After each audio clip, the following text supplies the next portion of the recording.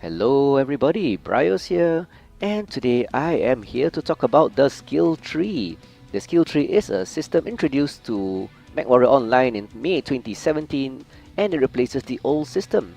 The idea of the skill tree is to give each mech, like this gargoyle you see here, a certain level of customization that suits each pilot that the previous system did not have, and I feel it achieved the objective pretty nicely. But unfortunately, the system that came out was very complicated, and if you're new to the game, it might be very daunting. So I thought I'll come up with a video to help you along, give you some basic ideas about the skill tree and what they do. So first, let's talk about skills. To access the skill tree, you have to go to mechlab and click on skills on the left here. So when you click on skills, you will get the skill tree as you can see here. But before we even go into the skill trees, let's talk about skills. So by playing the game, you earn experience points, XP, and C-bills, that's the in-game currency, and that will allow you to get what we call SP, skill points. So if you look at the top right here, every time you play a game, you can add SPs. So as you can see, I know it's kind of complicated, but I'll get straight to the more important stuff.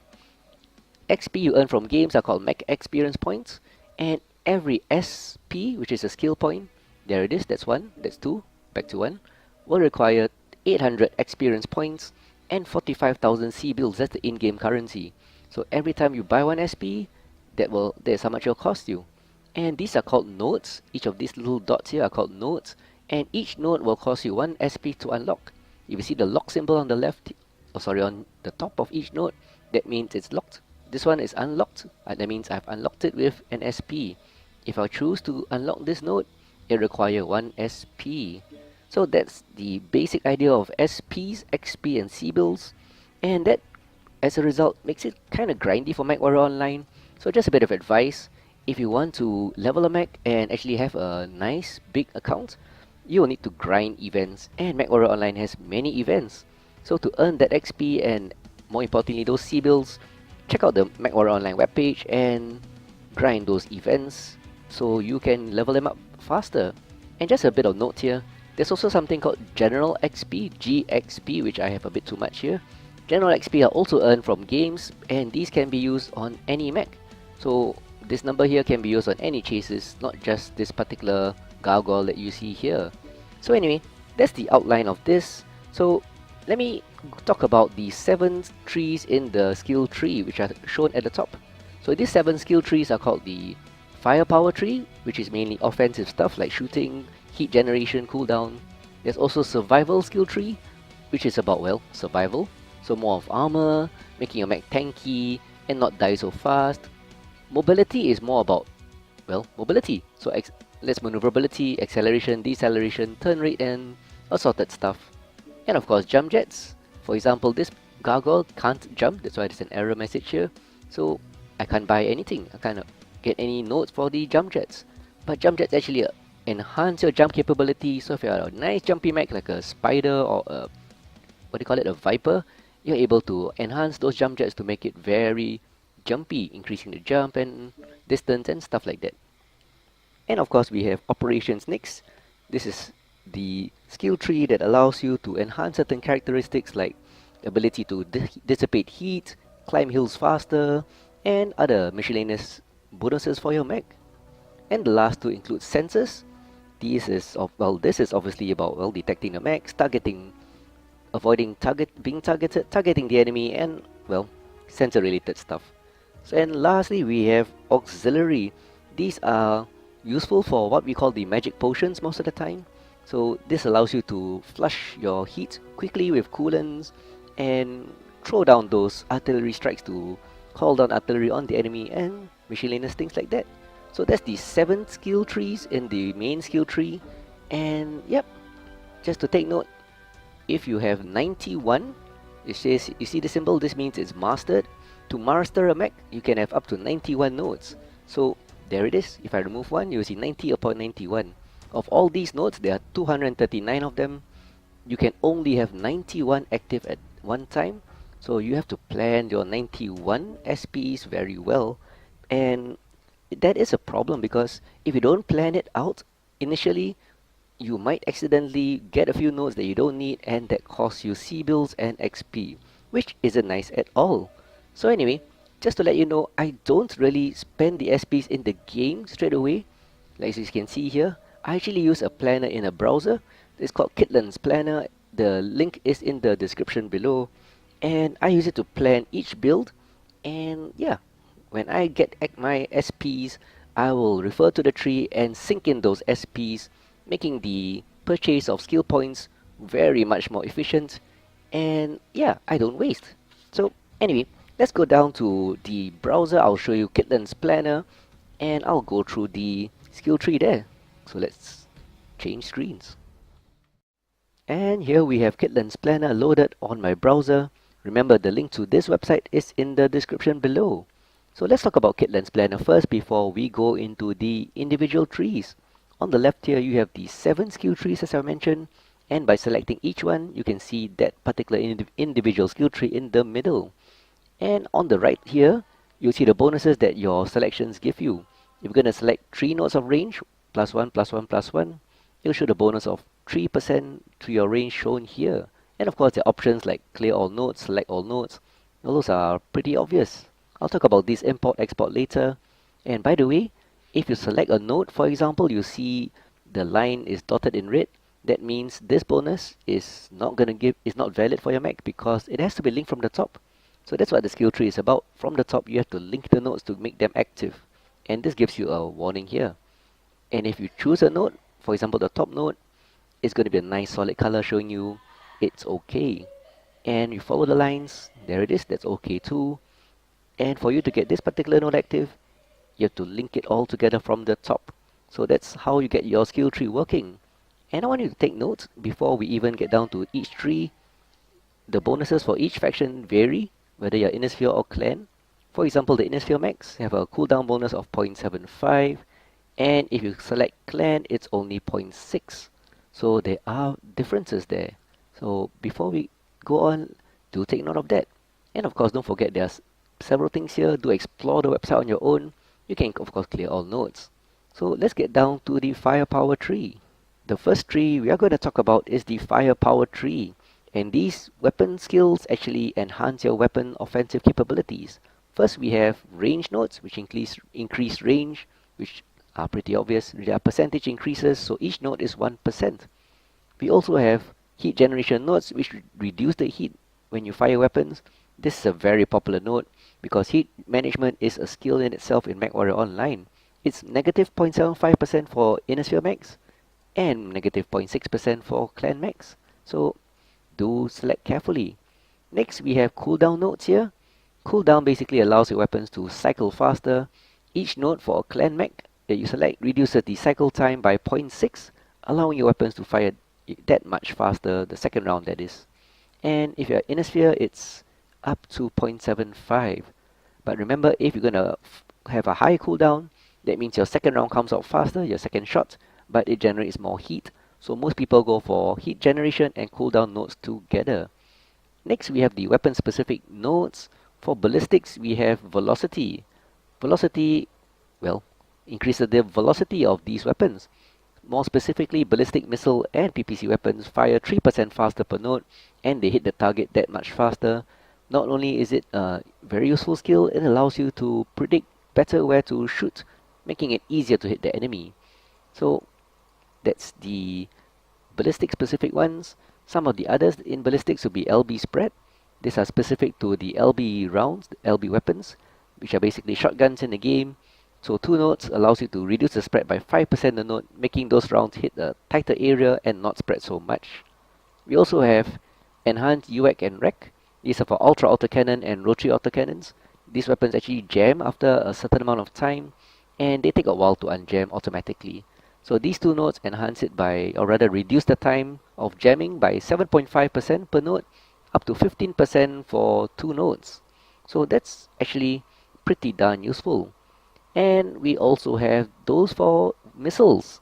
So for missiles, we have my favorite missile skill, high explosives. This does 7.5 more damage per node, total of 15 if you have them. So this increases the critical damage when a missile hits. So when a missile destroys, or rather when the missiles hit the internal structure of a mech, they will do critical damage, and this helps a lot. For other missile skills, we also have missile spread. 2 nodes here on the left. Missiles do spread as they travel over a longer distance, spreading the damage around, just like the LBs here. But for missiles, we have missile spread, which reduces the spread by only 2.5% per node, total of 5%, but it does help a lot. Just like the Artemis enhancement to missiles, which also reduces spread, this helps out a lot. So if you have Artemis and missile spread, those missiles that you fire will hit in a nicer, tighter spread pattern. That's mainly it for the ballistics and missiles, but just to take note, for missile skills, we have also missile rack. This will increase the amount of ammunition you carry by 10% per node, maximum of 20%, which is nice because sometimes we do run out of ammo. And for ballistics, we have these two. And I forgot to mention, for ballistics, we have Gauss charge, which I seldom take because I don't use Gauss weapons that often. This allows you to hold the charge longer because there is a charge up time before you can fire, and it's 0.75 seconds per node for a maximum of 1.5, allowing you to hold the charge in longer before you fire. And onwards to lasers. Lasers, we have laser duration nodes here, 4 of them. These are very popular because they decrease the burn time of your lasers. What exactly is burn time? When you fire your laser weapons like ER mediums, medium lasers, ER large lasers, these weapons will deal damage over a period of time, and we call that the burn time. So these laser duration nodes reduce the time by up to 15% for inner sphere, and if you're a clan mech, it's down to 10% for a total of 4 nodes, but still very useful. So that is the firepower tree, the biggest tree in the skill tree system. And let's go on to armor structure, which is also known as survival. For the survival tree, it's basically about making your mech more survivable, which is kind of obvious considering the name. But more specifically, you can enhance the armor of a mech, as you can see from these nodes. And by the way, they are mostly on the left. So if you're gonna get increased armor of your mech, go towards the left. So anyway, these nodes improve the armor, allowing you to take more damage before your internal structure is exposed and things start falling off. So talking about internal structure, we have skeletal density, which is mainly on the right, as you can see. So these actually enhance the amount of internal structure that you have, allowing you to take more damage before your component falls off. But skeletal density is less popular than armor because there are crit-seeking weapons like LBs and machine guns, which actually do more damage once they reach your internal structure. So by then you're almost dead, so people try to avoid that. But it's still good. And by the way, armor and in skeletal density, these bonuses are above and beyond quirks. So if your quirk gives you a 10% armor bonus, these increase that too, so making your mech super tanky and increasing time to kill TTK on you quite significantly. And for the other nodes, we have reinforced casing, which is also nice. These nodes actually make it harder for you to get critical damage, so those crit-seeking weapons will have a bit of a problem doing more damage to you, and there they are. For other nodes that are not so popular, honestly, we have AMS overload. These two nodes are mainly for the anti-missile system, which you can't take if you don't have anti-missiles, allowing you to do more damage to those missiles and shoot them down faster. We also have shock absorbance, which is probably the least popular node here in this tree, allowing you to take less damage as you fall down. But this is actually really useful if you play very jumpy mechs like the Viper or the Spider. In this case, 10% less damage when you take fall damage. So that is the survival tree, the nodes in here. Let's go on to the mobility tree. For the mobility tree, this basically improves your acceleration, which is shown here in the kinetic burst skill. So when you're moving from rest to get a high velocity, that's your acceleration, and these nodes increase it quite a lot, allowing you to move up faster and basically run away or reposition. And the opposite of acceleration is deceleration, shown here as hard brake. So sometimes you run and go, oh shoot, and you see an enemy mech, you just want to stop. This helps you brake. So these are braking skills. And one of my favorite is actually anchor turn, which as you can see are mainly on the right here. This gives you a 6% turn bonus, allowing you to turn around corners and avoid enemies pretty well. So 5 nodes here, 6% turn rate each. And by the way, these are percentage bonuses, whether it's the anchor turn, kinetic burst, or the hard brake. So they are above and beyond your mech's base characteristic. And if you are a light mech, a 6% anchor turn bonus will be significant. But if you're an assault, 6% of pathetic is still very pathetic. So honestly, for assaults, I don't really use mobility skills. But for mediums, lights, and stuff, I strongly recommend it. But it depends on your playstyle. So that's why I like skill tree. It really depends on your playstyle. So let's go on to the next tree, the jump jet tree. For the jump jets, as you can see here on the left, it enhances your jump capabilities. Many people skimp on this because, well, they don't offer much bonuses, but let me go through them anyway in case you want to use it. First one, we have heat shielding. This reduces the amount of heat generated by jumping 6% per node, reducing the heat up to 30%, because the more jump jets you have, the higher you jump, but each one generates lots of heat. Next, we have vent calibration. 5 nodes here, and this basically increases the burn time of a jump jet, allowing you to stay in the air that much longer. Very useful. We're going to do what we call pop starting. That means you jump up from behind cover, you shoot, and you go back into cover. So this increases the amount of time you can have in the air. Next, we have lift speed. Here they are. Lift speed is basically allowing you to have the initial boost. So when you slam those jump jets, you fly off faster, which is very useful for avoiding fire and stuff like that. But they are spread out all over. 5 nodes here, up to a bonus of 15%. And the last node that we have is vectoring. Vectoring is basically increasing the forward thrust of your jump jets, so you can actually jump from one point to another in a faster way, up to a significant amount of 125%, which sounds really good. So it's like, wow, I can run, slam those jump jets and fly forward like a plane, like an aeroplane. But honestly, sometimes we don't want these nodes, because if we're going to use the playstyle called pop starting, you jump out from behind cover and fire, like I said, you don't really want to fly forward, because that means you fly over your cover, which is a bad idea. So many people actually avoid vectoring, but if you want to jump forward, it's useful. So that's the jump jet tree. Let's go on to the next tree, mech operations. So for the operations tree, it's very interesting. So if you're gonna look at this tree, I use this tree a lot to manage my heat. Yep, I use my favorite skill, heat containment, to manage my heat.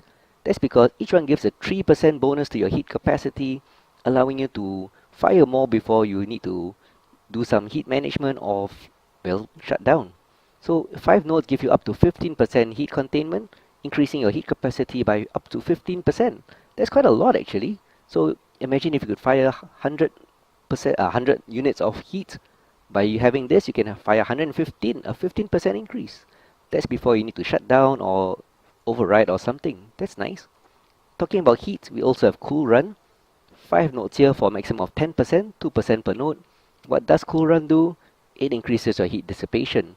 And a bit of advice, these nodes are really useful if you have multiple heat sinks. I suggest 20 or more. You should get these nodes, because each heatsink dissipates heat. So obviously if you have more heatsinks, these cool run skills really help. So that's to manage your heat. For other skills that we have here, we have hill climb, which is really useful because one of the problems in the game is sometimes you get snagged on terrain. For example, if you're playing Viridian Bog, which some people don't like, you have hills, there's little rocks here and there. But hill climb basically helps you overcome this terrain. As you can see from the tooltip, it says reduces the deceleration rate of slowdown when navigating slopes.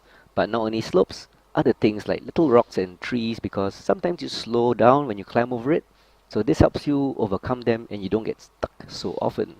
Talking about getting stuck, we have speed retention. Not a popular node at all, because this increases your speed after being legged. If you lose your leg, you basically move at about 40 kph or 50, really slow, doesn't matter because you're almost dead. People don't get it because, well, by the time you lose your leg, you're probably gonna die. But if you want this, you can get them. Increases your speed by up to 10% per node, maximum of 50, so that if you lose a leg, you can limp to cover just that much faster. Another popular node, which is related to heat, is quick ignition, as you can see here, very nicely spread out. Quick ignition basically allows you to start up or shut down faster. So when you overheat and you shut down, these nodes allow you to start up your mech faster, 7% per node, up to a maximum of 35%. So You can shut down, start up and run away faster without taking too much damage when you are shut down. And lastly, we have improved gyros, which is actually really useful. Each one is 17.5%. It does increase or rather reduce the amount of screen shake when you get hit. So for example, if you're playing the game, you get hit by rotary autocannons or LRMs or ATMs or whatever not, the whole screen shakes and it's quite irritating. This helps quite a bit. Still not enough for my liking, but very useful. Up to 70% for these 4 nodes, making the blinding and the shaking and the noise that much better. So that's the operations tree for you. So for the last 2 trees, let's get down to them.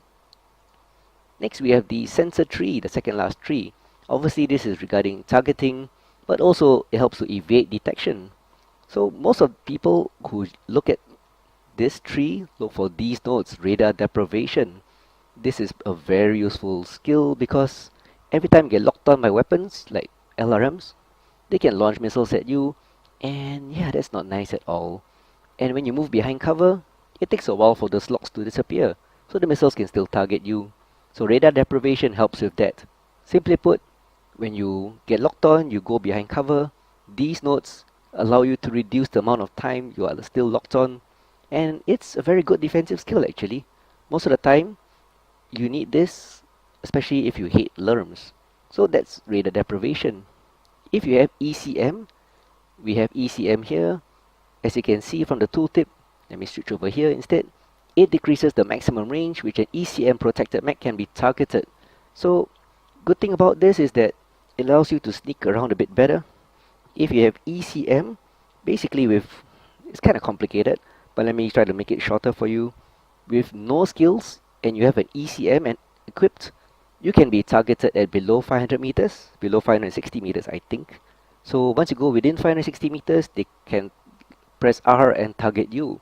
But beyond that, they can't see you, which is useful. By getting one node, that brings down the range to I think about 360, 380 meters. That's 22.5% better. And if you have 2 nodes, you can move up to 200 meters or so.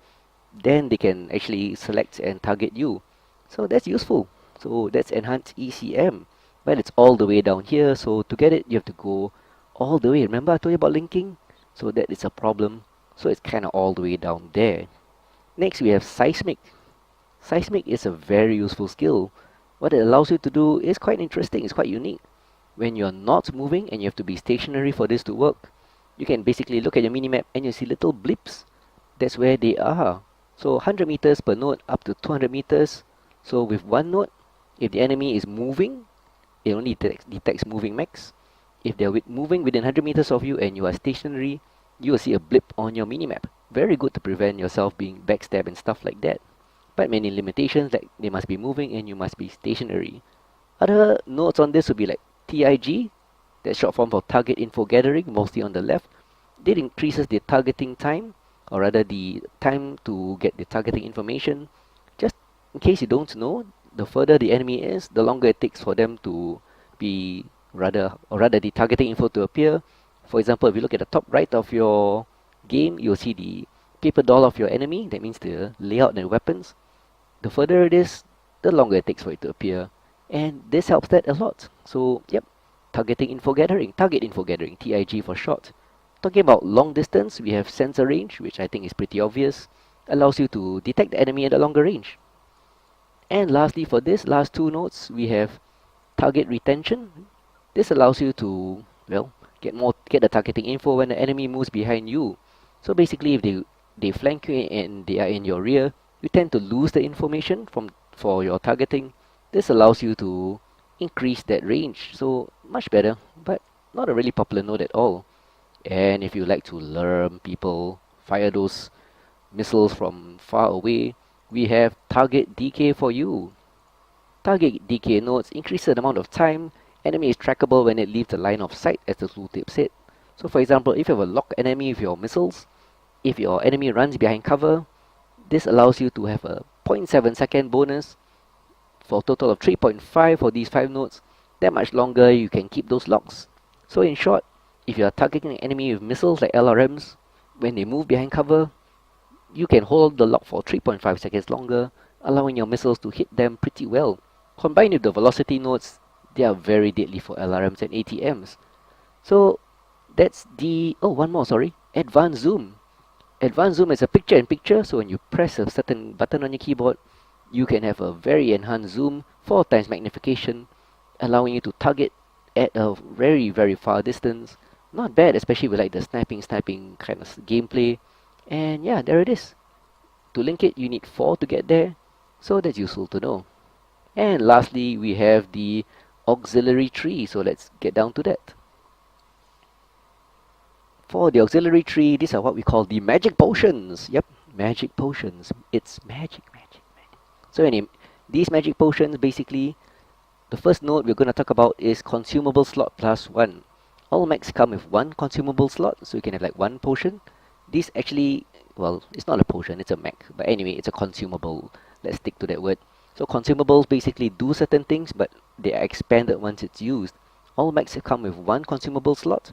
But with this first node, you can get a second one, allowing you to carry 2 consumables. Each one costs you Sibyl, so gotta manage that pretty much. So that's the first node we're gonna talk about, consumable slot. Next, we also have advanced salvos. These are for artillery strikes, and we have 2 nodes on the right here. So this increases the duration of strikes, allowing you to fire those air strikes and what do you call it? Artillery strikes, allowing you to deal damage over a longer period of time. So this is basically like calling artillery. It takes a while for the artillery to come, but these nodes allows you to deal damage longer, so making those rounds pretty much more violent. And to improve your artillery or your airstrikes, we have enhanced spotting, making the weapons damage, or rather the damage from those strikes tighter. So 20% tighter means those rounds that land in a smaller area. So if you are able to get the enemy there, wow, you'll do more there. And next, for airstrikes and artillery strikes, we have expanded reserves, because even though you have 2 consumable slots, you can only carry 1 strike in. So it's the same for UAVs and others. So with expanded reserves, you are able to carry up to 2. So if you have 2 slots, you can carry 2. If you don't have the skill but you have 2 slots, you can only carry 1. So that's for strikes. Down the middle, we have the cool shots. Cool shots basically are coolants that you flush, allowing you to decrease your heat rapidly over 3 seconds. So that's good actually when you're running hot. Very useful in the game, and many people pack this. So first one that we have, the first skill, is what we call enhanced cool shot. This increases the efficiency of each cool shot, dissipating more heat, 15% per node, for a total of 30%. Next, we have coolant reserves. As I mentioned before, for the expanded reserves, and might as well mention it for extra UAV. Even though you have multiple consumables, you can only pack 1 of each type, UAV, strikes, or cool shots. Each of this allows you to carry 1 more. So coolant reserves allow you to carry an additional cool shot for a total of 2. And lastly, for the cool shot area, we have cool shot cooldown. When you use that cool shot, it reduces your heat, but it's a long wait before you can use the second one. This reduces the time by 25%. So after you use 1 cool shot, the time you have to wait is reduced by 25% before you can use another. Kinda useful actually. And next we have the UAVs. So UAVs, when you launch them, allow you to detect the enemy nearby. First one, we have the UAV duration, increasing the UAV hang time by 10%. So when you launch a UAV, it hangs around a while. With this, it hangs around longer, kinda like your ex-girlfriend. And next we have the UAV range, which increases the range of the detection by your UAV by 20%. Pretty straightforward. Extra UAV, I've talked about it before. And UAV range, 2 nodes actually, maximum of 40%. Narc is a popular weapon, but sadly it's on both sides. This one increases the speed and duration of your Narc beacons. When you hit the enemy with a Narc, you can get targeting info and your missiles lock on faster. Many bonuses which you can Google. 2 nodes here, 10% each. And lastly, we have Capture Assist. Capture Assist, basically 5% each, allows you to capture points 5% faster each node. So 4 nodes gives you increased time by 20%. So if, for example, if you're playing Conquest and you stand on a node, you flip the node, that means you take control of it that much faster. So that's the auxiliary tree. Yeah, my brain hanged for a while. So that is a run through of the 7 nodes in great detail. I hope you find it useful. So let's get back to the client to see these nodes in action. And I forgot to mention before we go into the client how to save your skill tree. So if you have a skill tree plan, for example, something like this, of course, not so complete, but never mind. If you have something planned, you can actually get a link here, get perm link at the top right. This will come out with a link. You can of course copy the link and save it as a bookmark, which is my main way of saving my skill trees, my plan here. Another way to do it is to click on the top left here, export MWO. This will come out with a text string which you can highlight and paste into the client directly. So that will allow you to have it there, which is a new function by the way in 2018. And lastly, we have download all sections to PNG. If you like a picture, you like to share your pictures with your friends, you can actually get a picture, a PNG file of all these in one picture. For example, title. Save using title? Yes, save using title. Get it? Get it? So anyway, you can click OK, and there it is. It will be saved. So that's how you save your skill trees. And before we go into the client, I forgot to tell you about how I personally plan my skills.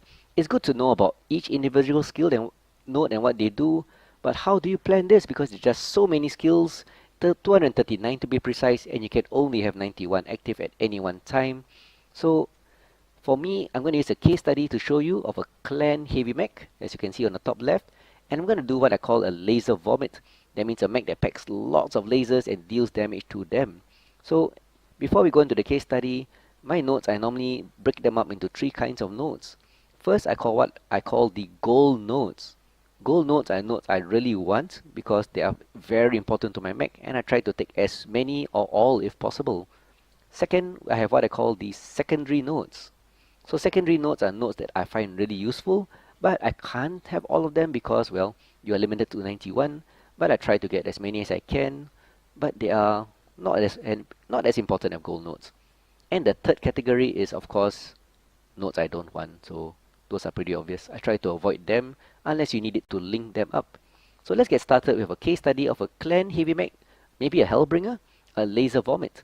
So for this build, it's a laser mech, so I want to have as my goal nodes in the firepower tree, laser duration. That increases damage over a shorter period of time, so very useful to have. For the secondary nodes, I want maybe heat generation, higher up but easier to get, so maybe these.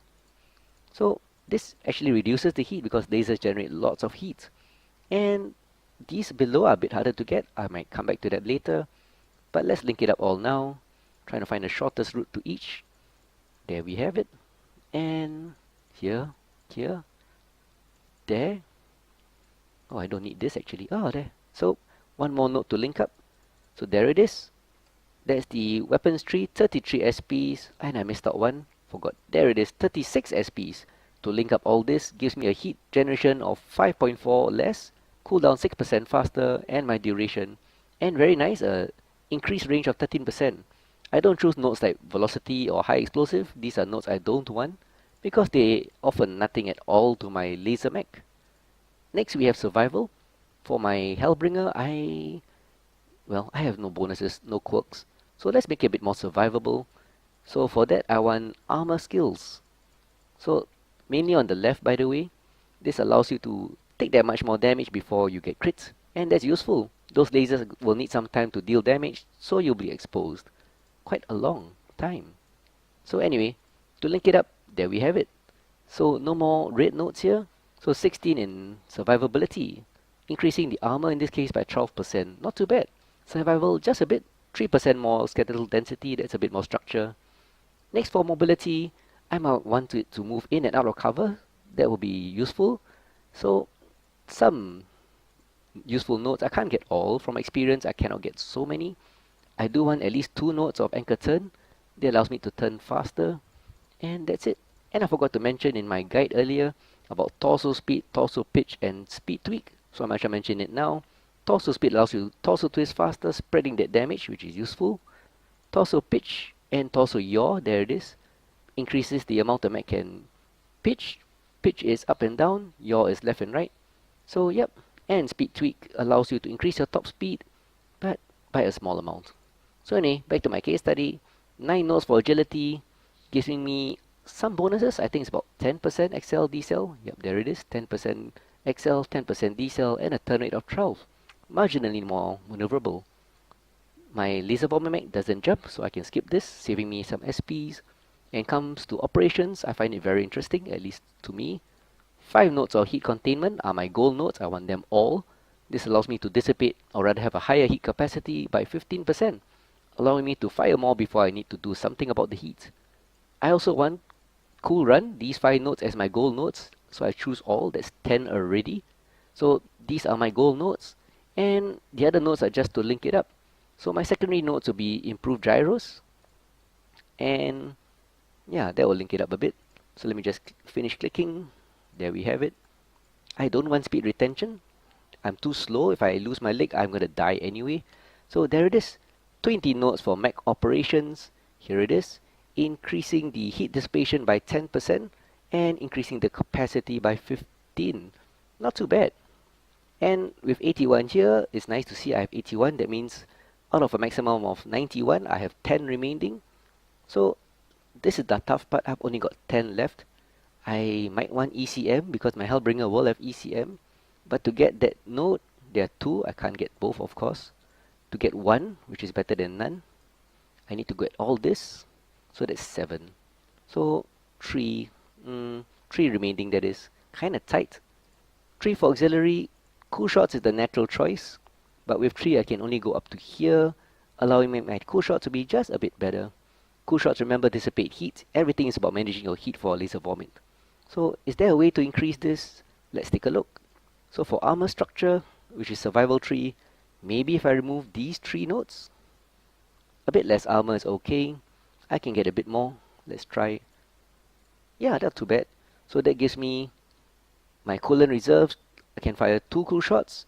I get extra 2 consumable slots. That's 3 consumable slots, allowing me to have 3 cool shots, or rather 2 cool shots that are enhanced, and 1 extra, which I probably will get a artillery strike for a bit more damage just in case. And that's 91. So this is an example of a, what do you call it, a skill tree that I might save. So let's export this, and there's the link here. So you can of course copy, or you can just get a link and copy this. Up to you. So now let's get down to the client. And here we are back in the client with the case study for you, the Hellbringer Prime. So the Hellbringer Prime is actually a very good mech. If you are a beginning player, Hellbringers are a very good starting point. So let's get down to mechlab. The Hellbringer is a 65-ton clan mech, and I'm using the Hellbringer Prime as a chassis. Currently, my Hellbringer is stripped of weapons, and that's because, well, I remove it to use it elsewhere. It's a clan omnipod. What am I talking? It's a clan omni-mech. Yeah, that's the correct word. So you can actually swap out the weapon pods for the arms and the torsos and the legs and the head, and swap it for other parts. But anyway, to make things simple, I have this saved for you, and here it is. So this is my Hellbringer Prime, using the P right torso and the A head for those energy hardpoints. Weapons wise, it has 2 ER large lasers in the right torso, 4 ER medium lasers in the head and the left torso, all this with 26 double heatsinks to dissipate the heat, and an ECM to make it a bit more sneaky. Just to let you know, I stripped the arms to only 1 point of armor. That's so that it, well, to save tonnage, because there isn't much there, just a few heatsinks. No point spending so much armor to protect nothing. So that's the build, to give you a bit of context how the skills link to the build. So as I mentioned, lasers and ECM. And if you remember the skills, currently if you click on skills, it's nothing. So skill tree is a bit confusing. If you look at it, it's like, my god, what the hell is all this? So I hope this video has been useful for you. If you remember correctly, I actually had the build code, or rather the skill code, in Kitlaan's Planner exported, and you can actually just load it straight into MechWarrior Online. So to import the skill tree is at the bottom right. There it is, there's a button that says import. So you click on it, you can press Ctrl V, click OK, and there it is. All there for you. Remember the 4 nodes of laser duration, because it's a LaserVomit, to reduce the burn time of those lasers. Remember the auxiliary tree, the cool shots in the middle. Remember the survival tree with a bit of armor on the left. There it is. So that's how you import the skill tree, and it's gonna be 91 SPs. Obviously you won't have it at the start, but you can obviously save it. So I'll just save it as HBR, that's Hellbringer, skill tree. There it is, saved. so you can always pull it up next time you want to take a look at it. So that's the skill tree and how to use Kitlaan's planner to plan your skills. I hope you found this video very useful. If you do, remember to like the video, and if you love it, remember to subscribe. I always like to see comments, so feel free to comment, ask questions, and I'll be glad to answer them. So as I mentioned, I hope you found this video useful, because the skill tree is a wonderful system at its core, but so damn complicated. So that's it for me. Brios here signing off, and I will see you on the battlefield.